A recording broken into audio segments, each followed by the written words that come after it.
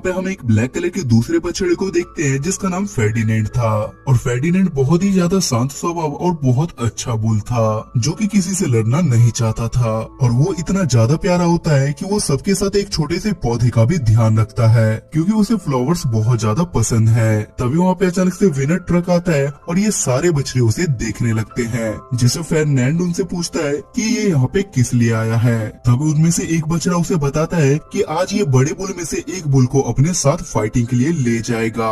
जिसपे वेलियांटे उनसे कहता है कि आज वो मेरे पापा को लेके जाएंगे, क्योंकि मेरे पापा बहुत ज्यादा ताकतवर हैं और एक दिन मैं भी चैंपियन बनूंगा और मैं राजा की तरह सब पे राज करूंगा। तभी वहाँ से बहुत सारे बुल बाहर निकलते हैं, क्योंकि जो भी उस बुल फाइटिंग को जीत जाता था वो काफी ज्यादा फेमस हो जाता था, जिस वजह से सारे एनिमल बाहर निकल के एक दूसरे को अपनी ताकत दिखाने लगते हैं। और उसके बाद लास्ट में फेर्डिनेंड और वेलियांटे के पिता की बारी आती है, जिसके बाद उन दोनों के बीच में बराबर की लड़ाई होती है, लेकिन लास्ट में फेर्डिनेंड के पिता जीत जाते हैं। और ये देखने के बाद फेर्डिनेंड के पिता को सिलेक्ट कर लिया जाता है। जिसके बाद फेर्डिनेंड के डैड उसके पास जाके उससे बोलते हैं कि अब मैं दूसरे मैच खेलने के लिए जाऊंगा और तुम देखना मैं फाइट जीत के जरूर आऊंगा। लेकिन फेर्डिनेंड ये सुन के काफी ज्यादा उदास हो जाता है, क्योंकि वो नहीं चाहता था कि उसके डैड फाइट करे, जिस वजह से वो अपने डैड को फाइट में जाने से रोकने की कोशिश करता है। जिसपे उसके पिता उसे कहते हैं कि मुझे फाइट जीतने के लिए जाना ही होगा और मैं एक दिन फाइट जीत के जरूर आऊंगा। जिसके बाद वो वहाँ से चले जाते हैं और फेर्डिनेंड अपने डैड के आने का इंतजार करने लगता है।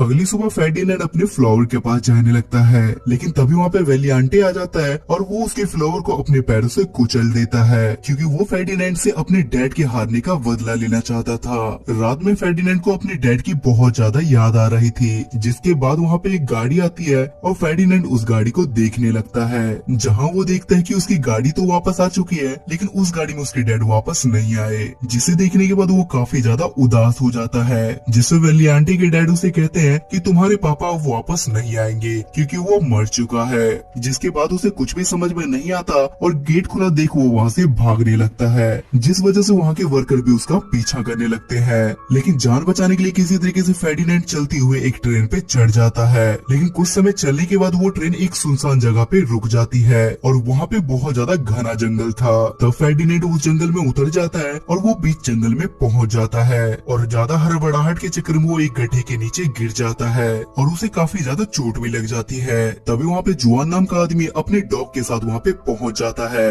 और वो फेर्डिनेंड को रेस्क्यू कर अपने घर ले आता है। उसके बाद जब अगली सुबह फेर्डिनेंड की आँख खुलती है तो वो अपने सामने एक छोटी सी बच्ची नीना नाम की लड़की को पाता है, जो जुआन की ही बेटी थी, जो फेर्डिनेंड को समझाने की कोशिश करती है कि तुम यहाँ पे सेफ हो। जिसके बाद वो अपने साथ फेर्डिनेंड को लेकर अपने गार्डन में लेके जाती है और नीना उससे वहाँ पे कहती है कि यही आज से तुम्हारा घर है। वहाँ के पेड़ पौधे और हरियाली को देख के फेर्डिनेंड काफी ज्यादा खुश हो जाता है। जिसके बाद नीना और फेर्डिनेंड दोनों भाई बहन की तरह साथ में रहने लगते हैं और दोनों साथ में काफी ज्यादा मस्ती करते हैं। ऐसे ही इन दोनों को साथ में काफी ज्यादा समय हो जाता है और ये दोनों काफी ज्यादा बड़े हो जाते हैं। और इतना बड़ा होने के बाद भी फेर्डिनेंड मासूम था और वो बच्चों की तरह खेला करता था।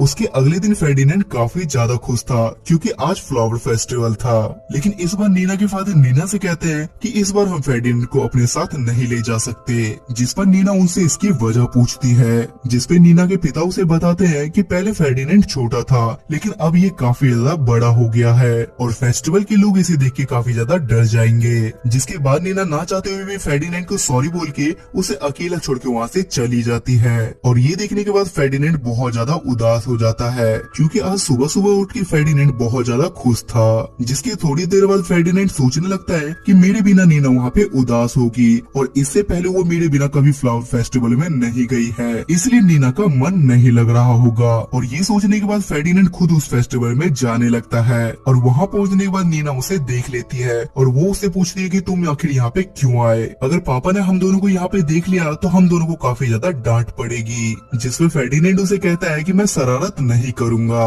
लेकिन एक कपड़े में फंसने की वजह से वो एक मधुमक्खी के ऊपर गिर जाता है, जिस वजह से वो मधुमक्खी उसे काट लेती है और दर्द होने की वजह से वो इधर उधर भागने लगता है, जिस वजह से वहाँ पे काफी ज्यादा भगदड़ मच जाती है। जिसके बाद कुछ लोग एनिमल रेस्क्यू टीम को कॉल करके उसे वहाँ पे बुला लेते हैं और एनिमल रेस्क्यू टीम वहाँ पहुँचने के बाद उसे एक ट्रक में बांध के उसे वहाँ से ले जाने लगती है। जिसके बाद नीना उस ट्रक के पीछे भागने लगती है, लेकिन इसका कोई फायदा नहीं होता। जिसके बाद फेर्डिनेंड को उसी फार्म में ले जाया जाता है जहाँ से से वो बचपन में भागा था और पुरानी बातें याद आने की वजह से उसे काफी ज्यादा गुस्सा आने लगता है। जिसके बाद उसका गुस्सा शांत करने के लिए गाड़ी के अंदर एक बकरी को डाल दिया जाता है, लेकिन उस बकरी की बातों से फेर्डिनेंड पे कोई भी असर नहीं होता। जिसके बाद वहाँ पे फेर्डिनेंड के सारे पुराने दोस्त मिल जाते हैं जो उसे देख के काफी ज्यादा खुश हो जाते हैं, लेकिन वेलियांटे उसे अभी भी देख के बिल्कुल भी खुश नहीं था और वो फेर्डिनेंड से बोलता है कि मैं तुम्हारे जाने के बाद बहुत ज्यादा यहाँ पे खुश था, तुम यहाँ पे दोबारा क्यों आए? जिस पर फेर्डिनेंड उसे कहता है कि मैं भी यहाँ पे आना नहीं चाहता था और एक दिन मैं यहाँ से चला जाऊंगा। जिसके बाद गॉटलूपे उसे अपने साथ एक कमरे में ले जाती है और वहाँ जाने के बाद वो दोनों एक अच्छे दोस्त बन जाते हैं, जहाँ लूपे फेर्डिनेंड को एक छोटा सा गिफ्ट देती है और उसके बाद वो वहाँ पे सो जाती है। लेकिन फेर्डिनेंड अभी भी जगा हुआ था और वो अपने सामने 3 चूहों को वहाँ से खाना चुराते हुए देखता है और फेर्डिनेंड को देखने के बाद वो चूहे काफी ज्यादा डर जाते हैं, लेकिन फेर्डिनेंड उसे कहते हैं कि मैं तुम्हें कुछ नहीं कहूंगा और वो चूहों को खाना ले जाने में उनकी मदद भी कर देता है। जिसके बाद आधी रात में फेर्डिनेंड वहाँ से भागने की कोशिश करता है, लेकिन वहाँ पे हाई वोल्टेज तार लगा हुआ था, जिसकी वजह से वो वापस कमरे में चला आता है। उसके अगली सुबह हम एल पेरिमो को देखते हैं जो अपनी महंगी गाड़ी लेके वहाँ पे आया हुआ था और वो एक बुल फाइटर था और वो वहाँ पे ताकतवर बुल को सिलेक्ट करने के लिए आया हुआ था। जिसके बाद वहाँ पे सारे बुल को इकट्ठा किया जाता है और सब बुल में अचानक से फाइट हो जाती है, लेकिन वहाँ पे फेर्डिनेंड किसी से लड़ना नहीं चाहता था। जिसके बाद वेलियांटे और गुआबो में फाइट हो जाती है और अचानक से गुआबो बेहोश हो जाता है। जिसके बाद फेर्डिनेंड उसे उठाने के लिए उसके पास जाता है और वहाँ पे लड़ाई बंद हो जाती है। जिसके बाद गुआबो को कमजोर होने की वजह से उसे कसाई घर ले जाना था, लेकिन उनमें से किसी को ये नहीं पता था कि आखिर उसे कहाँ ले जाया जा रहा है और यहाँ पे गुआबो को लग रहा था कि शायद वो फाइटिंग के लिए सिलेक्ट हो गया है। लेकिन ये सब कुछ देखने के बाद फेर्डिनेंड को काफी ज्यादा बुरा लग रहा था और उसे देखने के बाद उसे अपने पापा की याद आने लगती है। जिसके बाद अगली सुबह फेर्डिनेंड सब लोगों को वहाँ से भागने के लिए बोलता है और वो सब लोगों को समझाने की ये कोशिश करता है कि जो भी इस ट्रक में यहाँ से गया है वो वापस नहीं आया है, लेकिन फेर्डिनेंड की बात पे किसी को यकीन नहीं होता।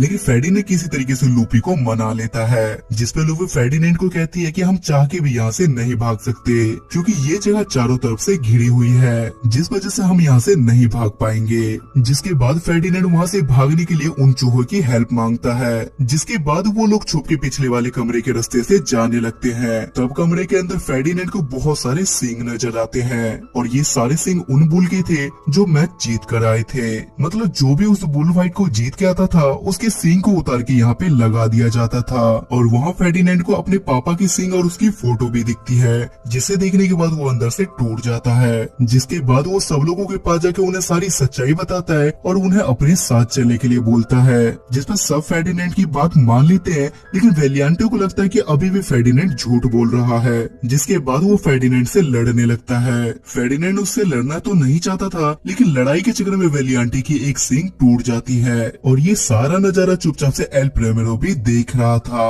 और वो वेलियांटे को कसाई घर भेज के फेर्डिनेंड को सिलेक्ट कर लेता है, जिस वजह से सारे एनिमल को फेर्डिनेंड की बात पे यकीन हो जाता है। जिसके बाद वो सारे एनिमल रात में प्लान बनाते हैं कि वो लोग किसी तरीके से कसाई घर से सारे बुल्स को बचा के लाएंगे। जिसके बाद मकुएना उस इलेक्ट्रिक वायर को तोड़ देता है और सब लोग मिलके कसाई घर उन्हें बचाने के लिए जाने लगते हैं और वो एक ट्रॉली को रोल करते हुए अंदर की साइड चले जाते हैं और अंदर से उसी ट्रॉली की वजह से वो लोग बाहर भी आ जाते हैं। लेकिन ज्यादा शोर शराबा होने की वजह से वहाँ के सारे वर्कर इनका पीछा करने लगते हैं। जिसके बाद ये सारे लोग जल्दी से गाड़ी के अंदर बैठ जाते हैं और वो चूहे गाड़ी को ड्राइव करने लगते हैं, लेकिन लाख कोशिश करने के बाद भी वो लोग इनका पीछा नहीं छोड़ते। तब फेर्डिनेंड सबको गाड़ी में से उतर के वहाँ पे ट्रेन में चढ़ने के लिए बोलता है। जिसके बाद फेर्डिनेंड अपने सारे दोस्तों को ट्रेन पे चढ़ा देता है, लेकिन जब फेर्डिनेंड की बारी आती है तो वो वर्कर फेर्डिनेंड को पकड़ लेते हैं और बुल को पकड़ने वाली बात न्यूज में तेजी से फैल जाती है। ये न्यूज जुआन और उसकी बेटी नीना भी देख रही थी और उन्हें पता चलता है कि जल्द ही फेर्डिनेंड की फाइट होने वाली है। जिसके बाद जुआन नीना को अपने साथ लेके जाता है ताकि वो फेर्डिनेंड को बचा सके। उसके बाद अब फेर्डिनेंड खुद को स्टेडियम के अंदर पाता है और उसे गुस्सा दिलाने के लिए एल पेरिमेरो वहाँ पे आ जाता है, लेकिन लाल कपड़ा दिखाने के बाद और काफी कोशिश करने के बाद भी फेर्डिनेंड को गुस्सा नहीं आ रहा था। जिसके बाद उसे भाला चुबा के उकसाया जाता है और वो दर्द की वजह से इधर उधर भागने लगता है और वो लाल कपड़ा फेर्डिनेंड के सींग में फंस जाता है, जिसमें एल पेरिमेरो उस कपड़े को लेने की काफी ज्यादा कोशिश करता है, लेकिन फेर्डिनेंड उसे गिरा देता है।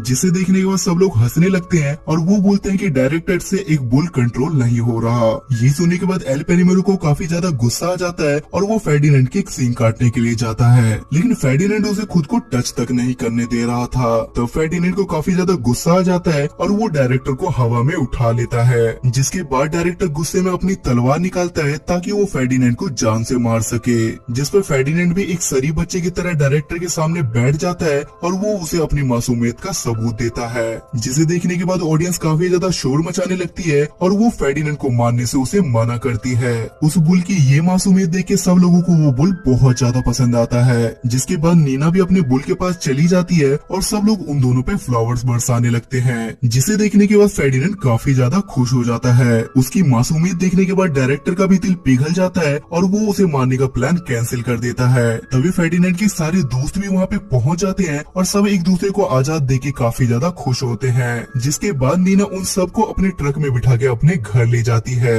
और वहाँ पहुँचने के बाद नीना उन सबका वहाँ पे वेलकम करती है, जिसके बाद इन सबको अपना घर मिल जाता है और ये मूवी यहाँ पे खत्म हो जाती है।